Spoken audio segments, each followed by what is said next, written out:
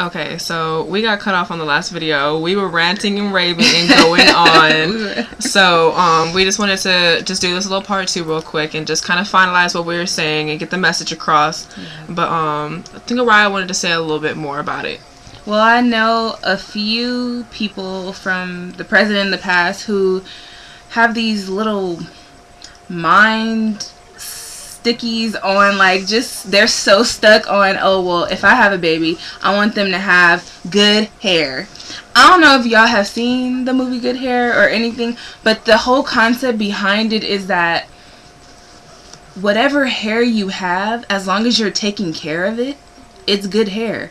You don't, it is, oh well, my baby gotta have good hair, and well, if they don't have good hair, I'm not gonna know what to do. And if they, like, oh, and I personally know a couple of people that have got with different races or whatever, just so their child can be mixed and have good hair. And that's like, ridiculous. You're going to that much extreme. Like, I mean, is it that serious? Like, it's not that important, because I guess, like, people really put so much emphasis on lighter skin too, and then the good hair. I don't understand where this obsession with having good hair. Like, what qualifies as good hair?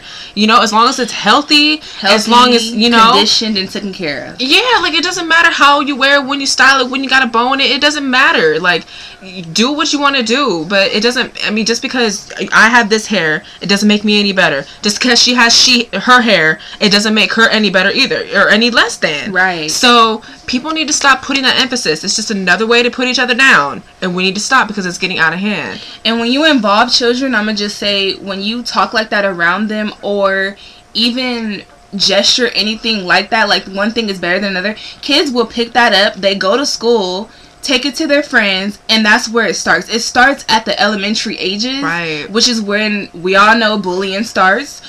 People follows and leaders and all that. This all starts when they're young. So if you're already enforcing negative stuff towards, like, young minds, your race and stuff, right? The cycle continues. You're just being a toxic part of a stupid cycle that needs to end. It should have ended years ago. And yeah, and really you're setting us back years and years and years ago, because when people in, like, from our parents' generation and so on, even before them, are usually kind of stuck in the mindset of, you know, you need to have your hair whatever which way. You can't have it in a fro, you can't have it natural, you can't have it wavy, you gotta have it straightened, you gotta have it you gotta get all the chemicals in it that'll eventually destroy it. Like, you know what I mean? Like, you don't have to do that. You don't have to. Your hair does not define you, which is more important, because we put so much emphasis on looks that we forget what's inside. That deeper than the hair, y'all. Right. It's way deeper than that. I mean, it's cliche to say, because, you know, people are always like, oh, it's, you know, what's on the inside that counts, but it's true, because you're, like I said, like we were saying in other video, your appearance will fade eventually. It will mean absolutely nothing.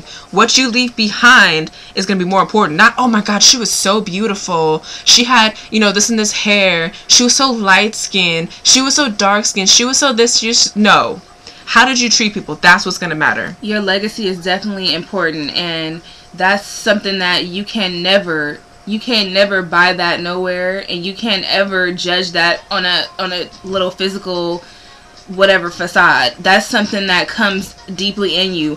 And if you're an ugly person and you had nice good hair or whatever, they're gonna remember that too. So I mean, you just have to get it together. Like, the thinking and the mental behind all this is crazy, and it needs to end. The madness has gone too far.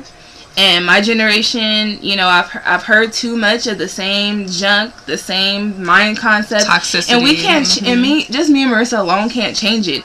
It has to be starting in that household, starting with those parents that talk to their kids like that or whatever, or, you know, anything. Even as a child, I remember getting my hair combed, and my mom was, oh, your hair is so nappy, like, oh, like this and that, girl. You know, she used to perm my hair because she didn't want to comb it. She didn't want to even have to deal with, because, you know, when you perm it, it's straighter. Right. So I went through, like, childhood and teenagehood with, like, really damaged hair just from all those years of getting perms and messing with it and stuff, you know? Like, and it was so easy for her to just, oh, get a perm.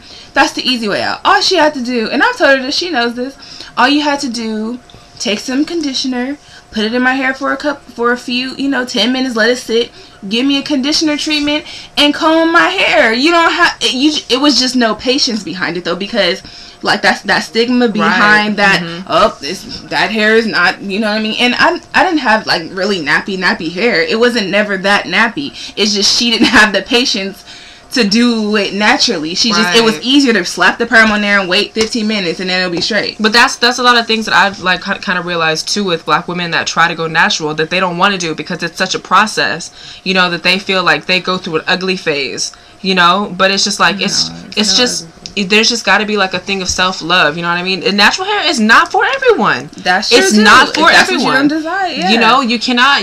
I don't. At the same time, when we're preaching self-love, we're not gonna push something on you that you don't feel that's necessary. No. You know what I mean? Just because you wear weave, just because you do whatever, you get extensions. That's cool too. That's you. Mm-hmm. But at the same time, don't disrespect people that are embracing. Not disrespect. That are, that are embracing their hair the way it is, that grows out of their head.